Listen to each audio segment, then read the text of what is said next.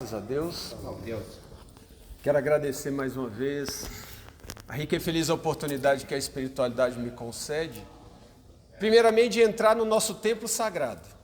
Esse templo, meus irmãos, impregnado e emanado por tantos e tantos missionários que passaram por aqui, a exemplo da maior de todas, nossa mãe mentora. Quero agradecer também a generosidade e o acolhimento de cada um dos senhores e das senhoras. Disse aos mestres da corrente mestra que tenho aqui dois intuitos. O primeiro é tentar, apesar das minhas limitações, trazer um pouco da luz, dos ensinamentos, da energia, da emanação, do maior mestre que já pisou nesse plano físico, nosso querido e amado mestre Jesus.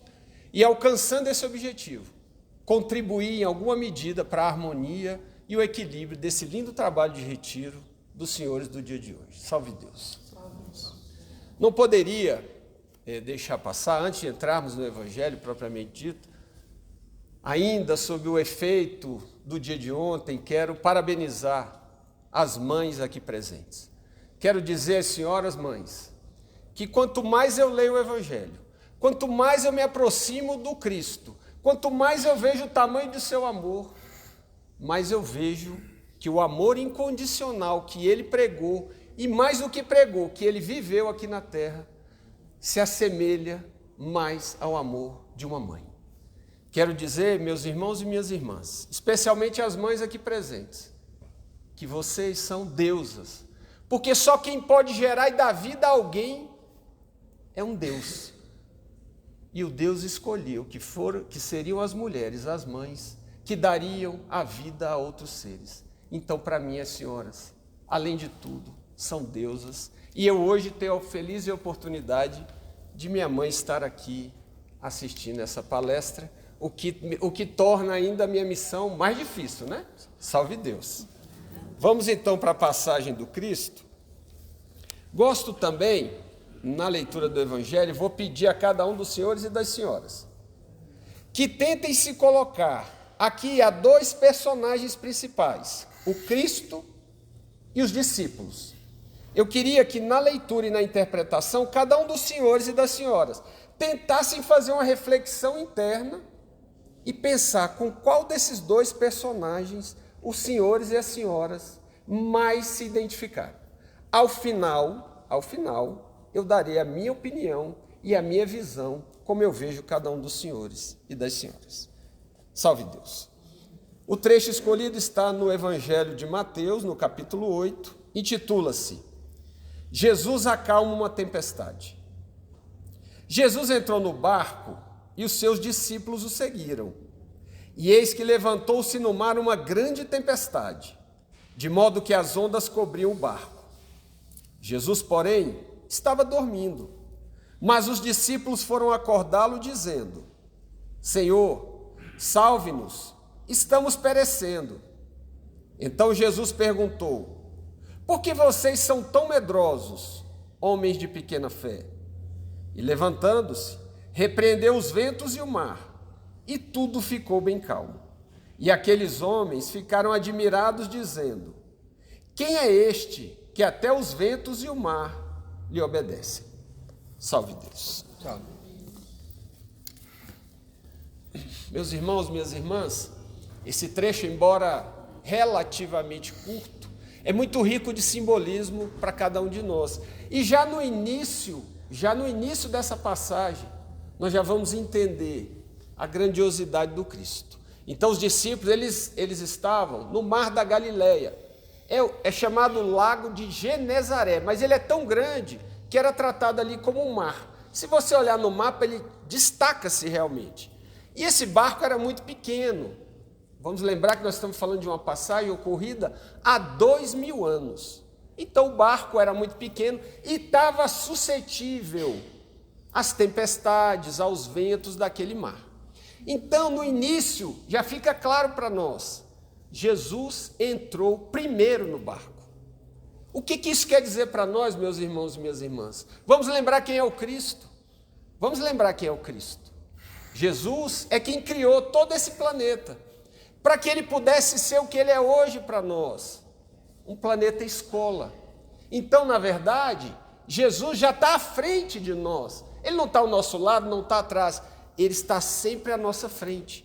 Quando Ele criou esse planeta, com a permissão divina, para que nós pudéssemos vir aqui, melhorarmos, sermos pessoas melhores, refazermos aquilo que nós não fizemos bem feito. Então, essa passagem, o Cristo entra primeiro no barco. Depois entram os discípulos, como nós também. O Cristo veio, formou esse planeta, preparou esse planeta, nós inclusive jaguares,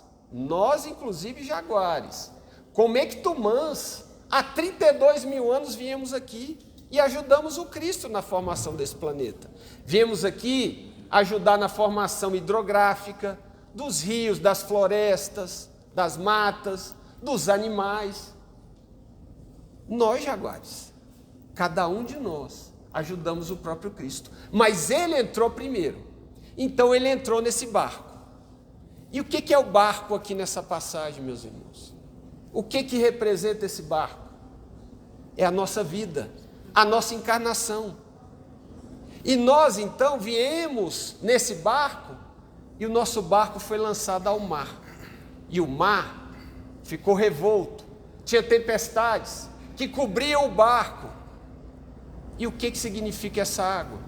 Essa água, meus irmãos, é a inconstância e as dificuldades que nós passamos no dia a dia. Quem aqui não passa dificuldades na encarnação? Quem aqui não enfrenta as suas tempestades, a sua insegurança, os problemas, as dificuldades? Mas eu queria lembrar a cada um dos senhores que Jesus está no nosso barco. Ele sempre esteve e sempre estará ao nosso lado nesse barco. Então eles vão ali, o mar fica revolto, e eles olham, o Cristo está dormindo. A primeira vez que eu li essa passagem, fiquei pensando, mas será que o Cristo é desatento? Será que o Cristo é negligente? A ponto de, numa tempestade, Ele está dormindo? Enquanto os seus discípulos, nós, os seres encarnados, estamos passando por dificuldades? Mas isso tem um propósito também, meus irmãos e minhas irmãs. Porque o que quer dizer o Cristo estava dormindo? É porque jaguares e ninfas, em nome de nosso Senhor Jesus Cristo, esses seres de luz, aqui no caso o Cristo, ou o Pai Seta Branca invocado aqui pelo comandante, ou nossa mãe mentora, ou essas entidades de luz que os senhores e as senhoras representam, eles não podem decidir por nós. Sabe, quando nós estávamos no colégio, na escola, o professor poderia nos ensinar, mas ele não podia chegar e fazer a prova por nós, porque nós é que tínhamos que demonstrar que sabíamos e dávamos conta de atravessar aquele teste, aquela prova. Nós só seremos seres de luz na medida em que nós superarmos as adversidades. Jaguares e ninfas, o que nos diferencia? O que nos diferencia dos seres de luz que já estão aqui sobre nossas cabeças? A diferença é que eles já enfrentaram as suas tempestades, já enfrentaram os seus obstáculos, já superaram as adversidades e hoje estão no plano superior. E por um princípio divino, chamado princípio divino da solidariedade, eles estão aqui, ajudando a cada um de nós a superarmos as nossas dificuldades. E o Cristo, então, acordado, chega para eles e dizem, como vocês são medrosos, como querendo dizer, vocês não estão vendo que eu estou aqui com vocês? Homens de pequena fé. Então, meus irmãos e minhas irmãs, vamos olhar ao nosso redor, vamos olhar que o Cristo está no nosso barco. Ele não pode fazer as provas que são apenas nossas, mas Ele está ao nosso lado. Portanto, não tenhamos medo, não sejamos medrosos, tampouco vamos abrir mão da nossa fé, E o Cristo então se levanta, doma a tempestade, acalma e abranda aquele barco. É o que Ele faz na nossa vida, no dia a dia. No dia a dia. Eu pedi aos senhores e às senhoras no início que tentassem fazer uma reflexão interior e ver com qual desses dois personagens os senhores mais se identificaram. Não sei o que cada um e cada uma pensou, mas eu prometi que daria a minha opinião. Eu penso que os senhores e as senhoras, quando estão no dia a dia, são como os discípulos. São como os discípulos, enfrentando as tempestades, os testes, as tormentas da vida de um ser encarnado, sem dúvida nenhuma.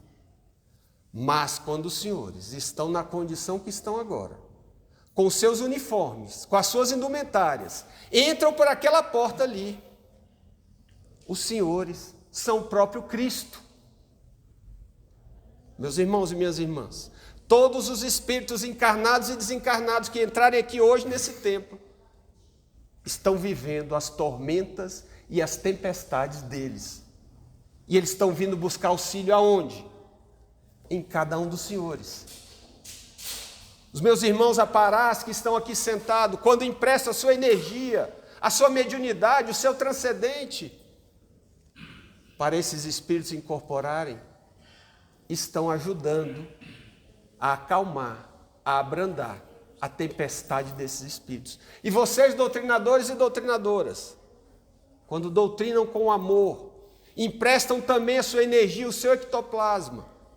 Quando fazem o Obatalá, os senhores estão acalmando a tempestade desses espíritos. Quero dar um exemplo pessoal meu.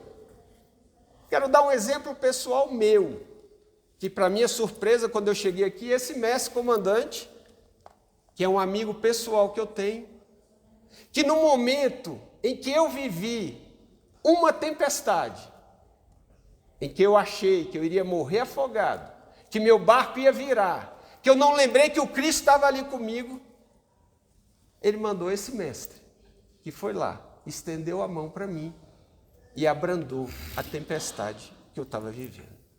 Então, jaguares e ninfas, abrandem, acalmem e ajudem na tempestade desses irmãos encarnados e desencarnados que vão entrar aqui hoje.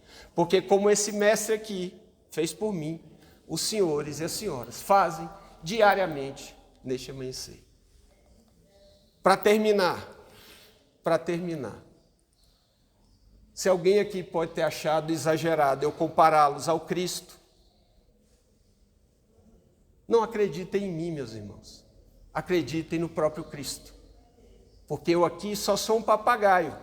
Eu só falo o que o Cristo falou. No último encontro com os apóstolos, ele disse, uma das últimas frases ele disse: todos aqueles que acreditarem em mim farão obras maiores que as minhas. Foi o Cristo quem disse isso. Por isso que eu sempre digo que vocês aqui nesse amanhecer, Mestre Sol e Mestre Lua, doutrinador e Apará, são a imagem viva de Jesus aqui na Terra. Salve Deus, boa sorte a todos.